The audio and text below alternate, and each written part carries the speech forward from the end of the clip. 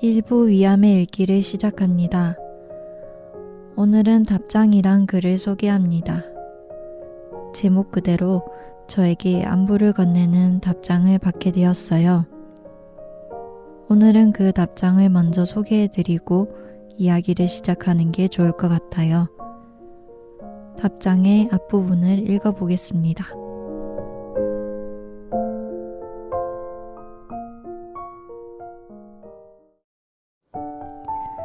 반가워요. 매번 답장을 보내고 싶었는데 이제야 편지를 보내요. 오늘은 유독 날씨가 흐렸어요. 비는 오지 않았지만 해도 보지 못했어요. 그래서 난 하늘을 가린 구름이 조금 답답하게 느껴졌어요. 내일은 비가 온다고 했으니 내일이 지나면 또 구름이 개겠죠. 요즘 난 그렇게 살아요. 어제는 거의 1년 만에 밤을 새웠어요. 오늘이 지나가는 게 무섭고 내일이 다가오는 게 두려워져서 그랬나 봐요. 나는 모든 것들이 무서워서 학교도 친구도 이름도 다 버리고 도망쳤거든요. 오늘을 버린다고 내일이 안 오는 것도 아니고 내일에서 도망친다고 오늘이 영원한 것도 아닌데 어떻게 살아가야 할지 모르겠다는 말은 핑계일까요? 하지만 나는 내가 하고 싶은 것도 해야 하는 것도 모르겠어요. 그래서 매번 살고 싶은 이유가 아닌 살아가야 할 이유를 만드나 봐요. 어떤 날은 보고 싶던 책을 사러 가야 했고 또 어떤 날은 나에게 올 편지를 기다려야 했어요. 내가 온전히 이곳에 머물 방법은 어디서 배울 수 있는 걸까요?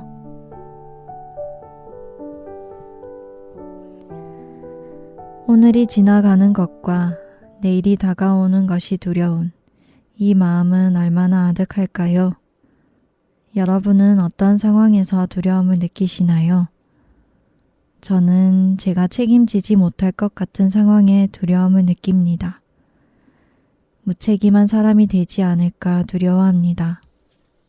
무리해서라도 일과 사람의 최선을 다하려 합니다.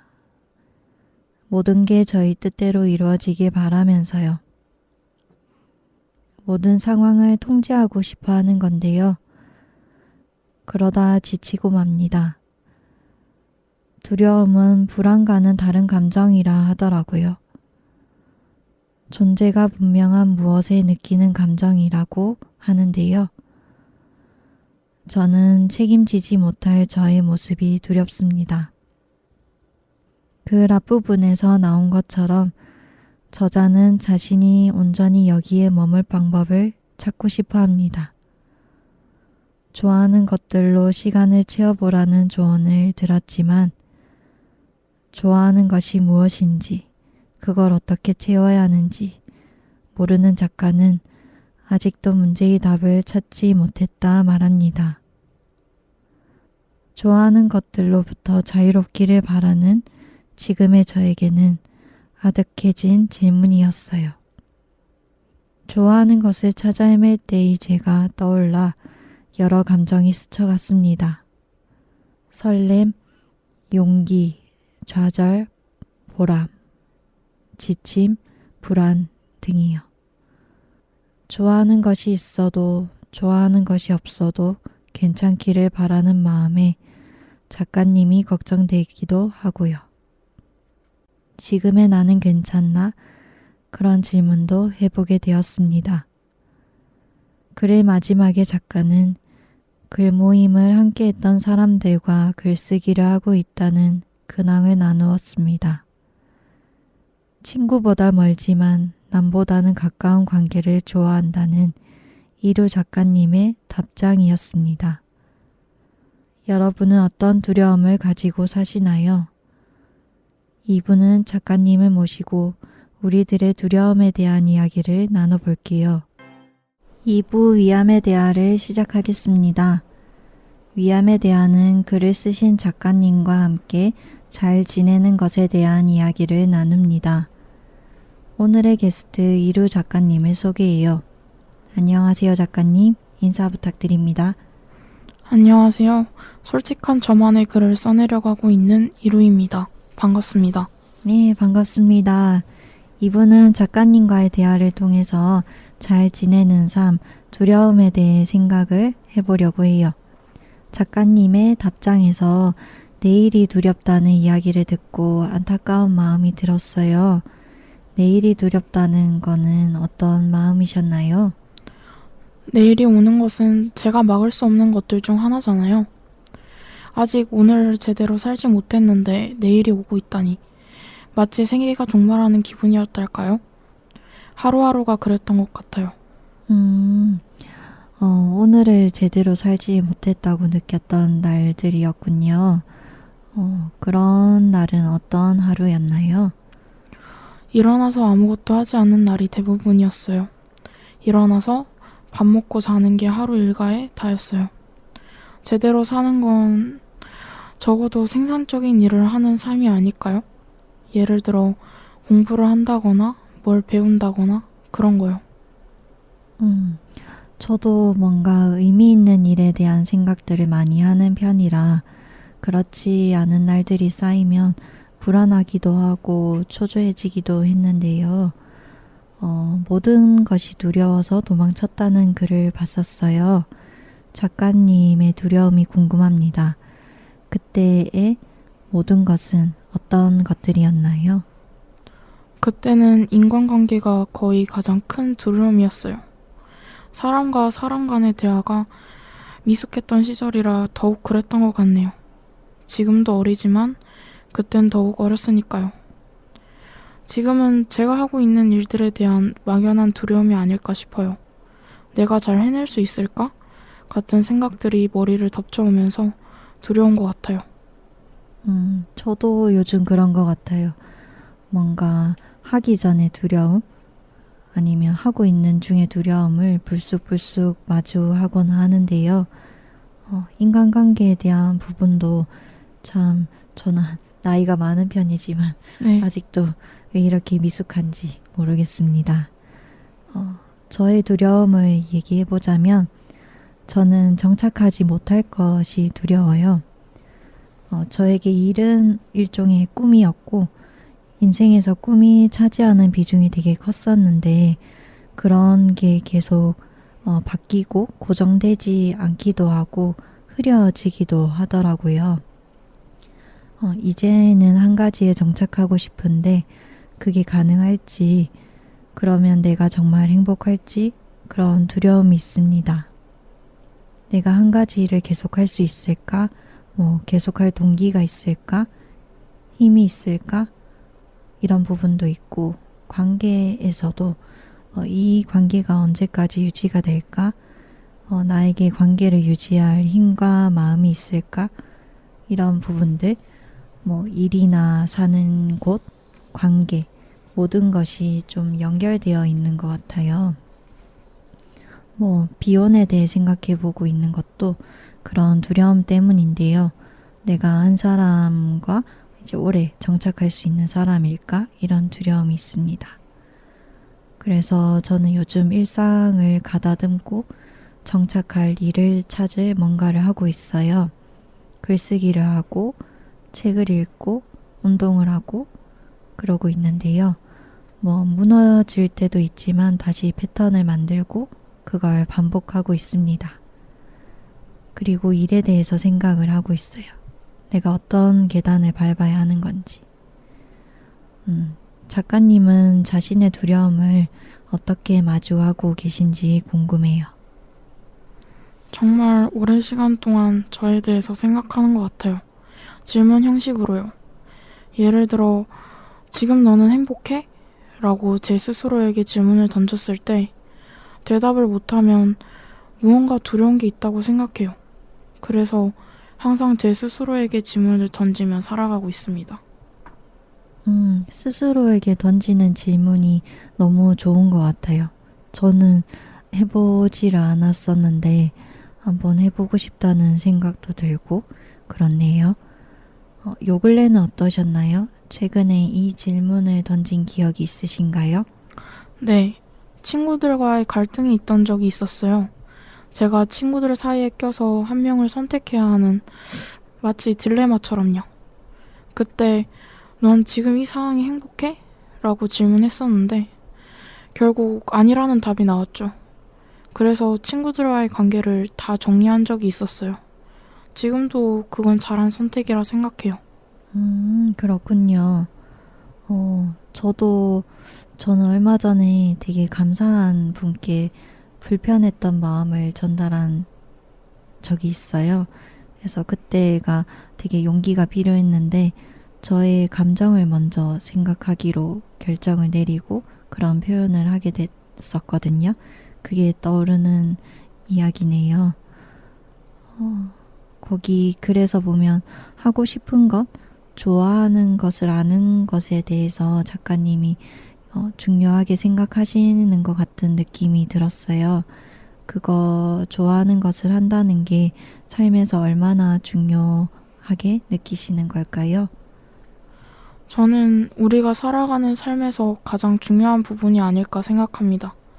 보통 사람들은 좋아하는 것을 함으로써 본인 삶의 원동력이 생기게 되니까요.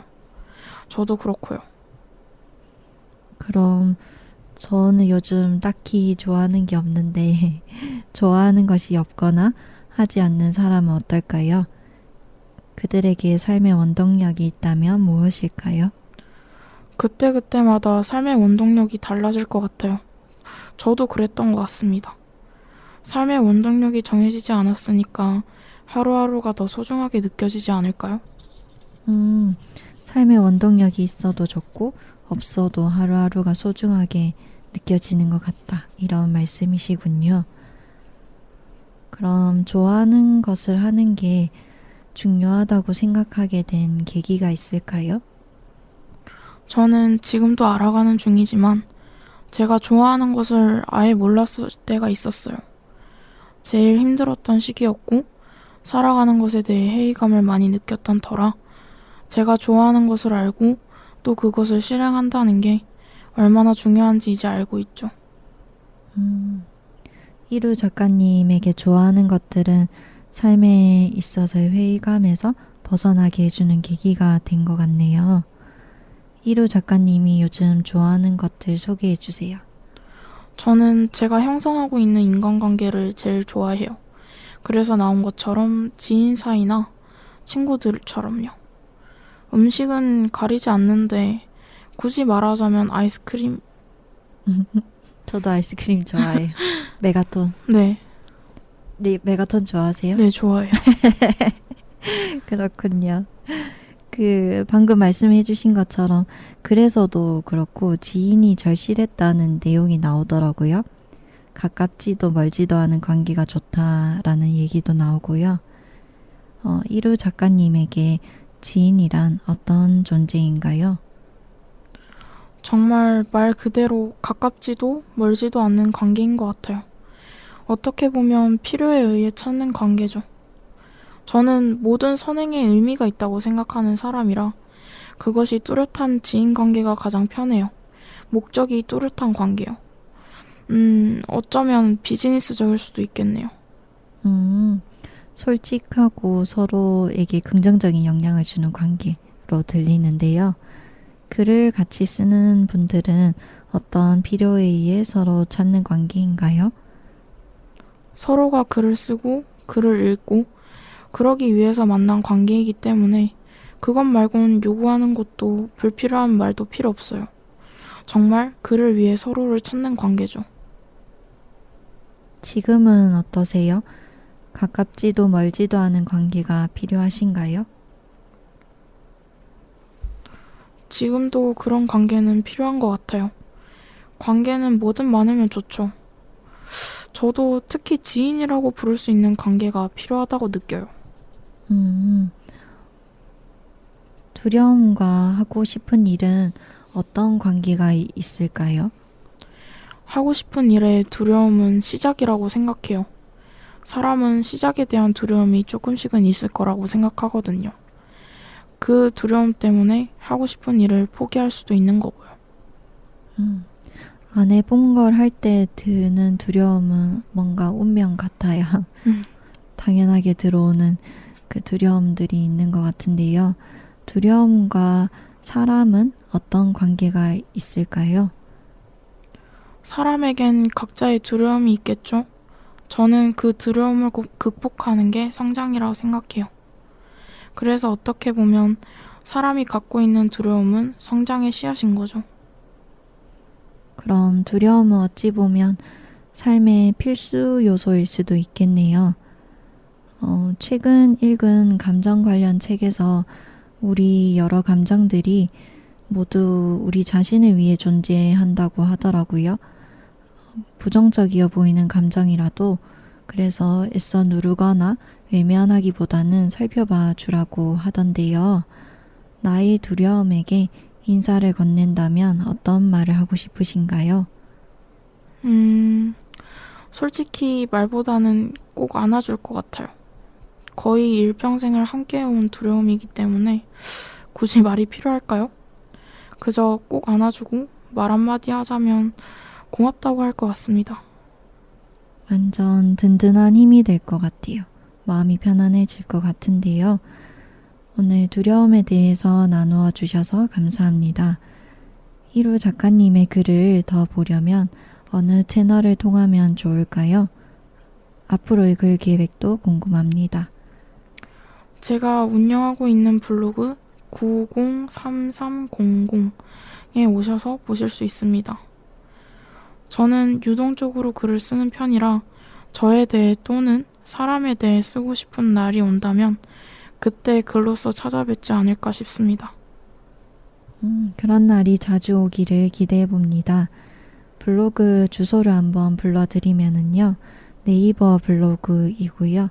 blog.naver.com 슬러시하고 Love Your Lies Forever 이라고 너의 거짓말을 영원히 사랑해 라는 그렇게 이제 타자를 치시면 될 것 같습니다. 이분은 이루 작가님과 두려움에 대해 이야기 나누었습니다. 여러분의 삶에는 어떤 두려움이 함께하나요? 우리의 두려움도 돌아봐주는 하루가 되길 희망해 봅니다. 이상 위암의 대화였습니다. 3부 위암의 글 시작합니다.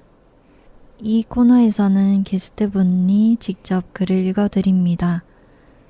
오늘의 주제는 두려움이었어요. 오늘 소개해드릴 글은 2편인데요. 새롭게 해보려고 합니다. 저와 이루 작가님이 각자의 두려움과 대화를 나누는 글입니다. 먼저 제가 저의 두려움과 나누는 대화를 들려드리겠습니다. 저는 제 목소리로, 두려움은 이루 작가님 목소리로 읽어보겠습니다. 안녕 려움아, 나 미나야. 오늘 하루 잘 보냈니? 안녕. 나는 그럭저럭 좀 심심한 하루였어. 그래? 그럼 잠시 대화를 나눌 수 있을까? 그러자. 나도 네 소식이 궁금했어. 나는 잘 있어. 네가 내 곁에 그리고 뒤에 숨어 있다는 걸 알고 있어. 내가 너무 힘들지 않게 거리를 두고 지켜봐줘서 고마워. 별말을. 내가 제대로 역할을 하려면 그게 괜찮아 보이더라. 너는 나한테 어떤 역할을 하는 거야? 난 보통 너에게 앞으로 할 일을 선택할 수 있게 해. 내가 무언가를 새롭게 시작해야 하거나 불편한 상황, 관계를 마주했을 때 내가 나타나지. 그럴 때 나는 널 직접 본 것 같아. 너도 날 봤니? 나도 너가 날 잘 알아본다는 걸 느꼈어. 나는 항상 널 보고 있지. 너에게 필요한 때인지 아닌지를 판단해서 드러나거나 드러나지 않을 뿐이야. 네가 오면 난 걸음을 멈추고 고민을 해야 해. 그래서 좀 더 신중하게 선택하게 되지. 오늘에 더 집중하게 되기도 해. 그렇다니 기쁘다. 아주 예전에 비해 너가 나를 보고 도망가는 일이 거의 없어진 것 같아 나도 기뻐. 나는 너를 힘들게 할 생각이 아니었거든. 그랬구나. 그럼? 난 너가 같은 상황에 나를 또 찾지 않기를 바라왔지. 그래서 너에게 나타날 때마다 너가 날 더 가볍게 만들어 하늘 위로 날려버리길 바래. 멋지다. 너의 존재 가치는 사라지는 행위를 내가 하는 거구나. 그래도 우리는 또 만날 거야. 다른 상황에서 다른 색으로. 그땐 또 바라겠지. 나에게서 도망치지 말고 날 희미하게 만들어 보라고 말이야. 좋아, 나는 네가 고마워. 난 같은 내용으로 널 만나는 횟수는 줄어들었던 것 같아. 아닌 것도 있지만 매번 널 기꺼이 마주하도록 할게. 오늘 이야기 나눠줘서 고마워. 나도 이런 이야기를 할 수 있어서 기뻐. 우리 또 만나자. 항상 건강해. 안녕. 안녕. 두 번째 대화입니다. 이루 작가님과 이루 작가님의 두려움, 그 둘의 대화입니다. 두려움은 제가 읽겠습니다. 안녕. 잘 지내고 있었어? 항상 난 잘 지내고 있지. 넌? 나도 잘 지내. 너랑도 가끔씩 만나니까 더 반가운 것 같아. 나는 더 자주 만나고 싶은데 그럼 너가 힘들어할 걸 아니까. 고마워. 나는 너가 있으면 힘들긴 하지만 만났을 때 더욱 내 일에 집중하고 생각할 수 있어서 좋아. 나도 고마워. 나를 보고 그렇게 얘기해주는 건 너밖에 없는 것 같아. 사실 나도 처음부터 그렇게 생각해왔던 건 아니야. 그래도 지금은 너와 함께 있음에 감사해. 처음과 다르게 무섭지도 않고 지금은 너와 공존하는 법을 알아. 그래, 오늘 대화 나눠줘서 고마워. 나는 항상 네 곁에 있을 거야. 네가 힘들 때도 슬플 때도 어떠한 도움이 되었으면 해. 그래, 우리 또 만날 수 있었으면 좋겠다. 그때 또 다시 이야기하자. 그래, 잘 지내고 다음에 보자.